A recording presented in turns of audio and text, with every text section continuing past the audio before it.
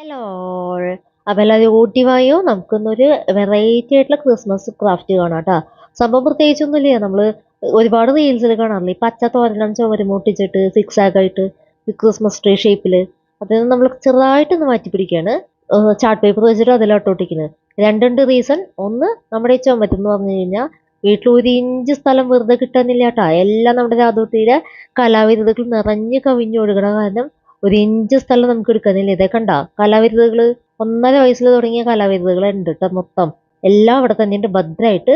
അപ്പോൾ ഒന്ന് ഇത് ഹൈഡ് ചെയ്യാനാണ്. പിന്നെ മറ്റൊന്ന് പറഞ്ഞാൽ നമുക്ക് ഈ ചാർട്ട് പേപ്പർ ഒട്ടിച്ചു കഴിഞ്ഞാലേ നമുക്കിത് ഇനി ക്രിസ്മസ് സീസൺ കഴിഞ്ഞ് കഴിഞ്ഞാൽ അത് പറിച്ച് കഷ്ടപ്പെട്ടിട്ടുണ്ട്. ആ ചാർട്ട് പേപ്പർ നമ്മൾ ഊരാ ചുരുട്ടി എടുത്ത് വയ്ക്കുക. അടുത്ത സീസണിൽ വീണ്ടും എടുക്കുക, ഒട്ടിക്കുക, അത്രയല്ലോ.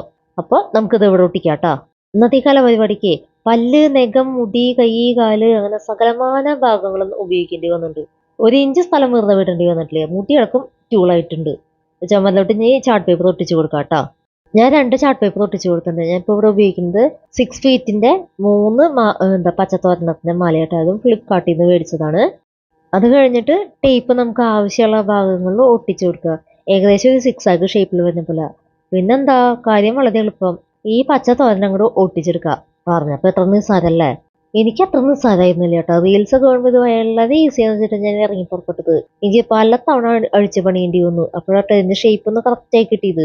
എന്തോ അതങ്ങോട്ട് ഷേപ്പ് എനിക്ക് തൃപ്തിയാവുണ്ടായിരുന്നില്ല. അപ്പൊ ഇത് എന്റെ ചക്കിപ്പൂച്ച കേട്ടാ.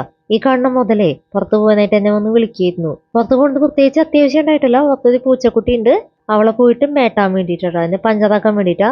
അവരായി അവരുടെ പാടായി. നമുക്ക് എന്താ ചെയ്യാൻ പറ്റുമല്ലേ. അതൊക്കെ പോട്ടെ, നമുക്ക് നമ്മുടെ കാര്യത്തിലേക്ക് കിടക്കാം. പലതവണ അഴിച്ചു പണിയലിന് ശേഷം ഏകദേശം ഈ ഒരു കോലാക്കിയിട്ടുണ്ട്. ഇനി ഞാനിത് അഴിച്ചു പണിയൊന്നും എനിക്കറിയില്ല. തൽക്കാലം കൂടി ഞാൻ നിർത്തി. ഇനി നമുക്ക് ഇതിലോട്ട് ഡെക്കറേഷന് ഒരു LED ഫെയറി ലൈറ്റ് വെച്ച് കൊടുക്കാം കേട്ടോ. 25 രൂപയുടെ LED ഫെയറി ലൈറ്റാട്ടോ വെച്ച് കൊടുക്കുന്നത്. ഇതിങ്ങനെ ചുരുട്ടി കടലാസിൽ പൊതിഞ്ഞിട്ടാണല്ലോ വരുന്നത് ഈ ലൈറ്റ്. എനിക്ക് ഇതിന്റെ കെട്ടഴിച്ചെടുക്കാന്ന് പറഞ്ഞു കഴിഞ്ഞാൽ എന്താ വല്ലാത്ത പ്രകൃതിയായിട്ട് തോന്നുന്നത്. ഇടിയപ്പത്തിന്റെ കെട്ടഴിച്ചെടുക്കാന്ന് പറയില്ലേ, അതേപോലെ ഒരു വല്ലാത്ത മെനക്കെട്ട് പിടിച്ച പണിയായിട്ട് എനിക്ക് തോന്നുന്നത്. അങ്ങനെ അതൊക്കെ കഷ്ടപ്പെട്ട് അഴിച്ചെടുത്തതേ. അതും കൂടി ഒന്ന് വെച്ചു കൊടുത്തു. പിന്നെ കുറച്ച് ഡെക്കറേഷൻസ് വെച്ചു കൊടുത്തു. പിന്നെ ഈ കാണുന്ന പൂവും കൂടി വെച്ചു കൊടുത്തു. ഫ്ലിപ്കാർട്ടിൽ നിന്ന് ഞാൻ ക്രാഫ്റ്റ് ചെയ്യാൻ വേണ്ടിയിട്ട് മേടിച്ചായിരുന്നു. അതും കൂടി ചെയ്ത് തൽക്കാലം കൂടി നിർത്തി. ഇതാ അപ്പം നോക്കിയാൽ നമ്മുടെ ഫൈനൽ ലുക്ക്. ലൈറ്റ് ഒക്കെ ഓഫ് ചെയ്തിട്ട് ലൈറ്റ് ഇട്ടിട്ടൊക്കെയുള്ള ലുക്കാട്ടോ. അപ്പോൾ എല്ലാവരും ഇത് ട്രൈ ചെയ്ത് നോക്കുക. ഇഷ്ടമായി കഴിഞ്ഞാൽ ലൈക്ക് ചെയ്യുക, ഷെയർ ചെയ്യുക, സബ്സ്ക്രൈബ് ചെയ്യുക കേട്ടോ.